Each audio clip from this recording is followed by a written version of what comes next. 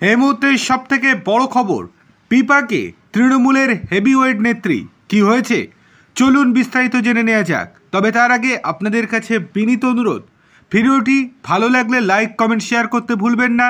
আর আপনি আমাদের চ্যানেলে নতুন হলে অবশ্যই চ্যানেলটিকে সাবস্ক্রাইব করে পাশে থাকা বেল আইকনটিতে ক্লিক করুন। চলে আসি মূল খবরে।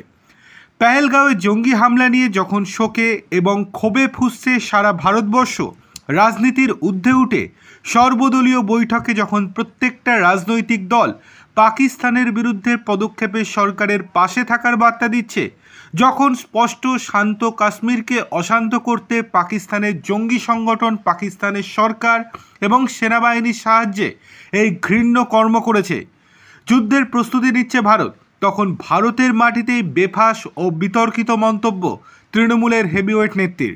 কালভার্ট উদ্বোধন করতে গিয়ে তৃণমূলের জেলা পরিষদ সদস্য তথা ব্লক তৃণমূল সভানেত্রী মার্জিনা খাতুন বলেন, ওয়াকআপ থেকে ইস্যু ঘোরাতে এই হামলা বিজেপির পরিকল্পিত।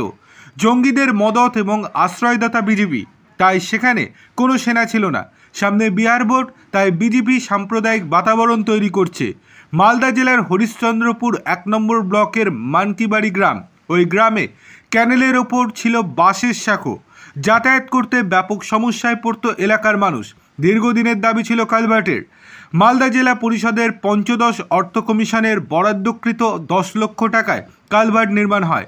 এই দিন কালভার্ট শিলান্যাস করতে আসেন জেলা পরিষদ সদস্যা তথা ব্লক তৃণমূল সভানেত্রী মার্জিনা খাতুন। সেখান থেকেই এই ধরনের বিতর্কিত মন্তব্য করেন তিনি। যে জঙ্গি হামলায় সম্পূর্ণভাবে যুক্ত পাকিস্তান, সেখানে সম্পূর্ণরূপে বিজেপিকে দায়ী করেছেন তিনি, এবং পুরোটাই নাকি পূর্ব পরিকল্পিত বিজেপির, আর এটা বিজেপিরই নাকি ছক ছিল।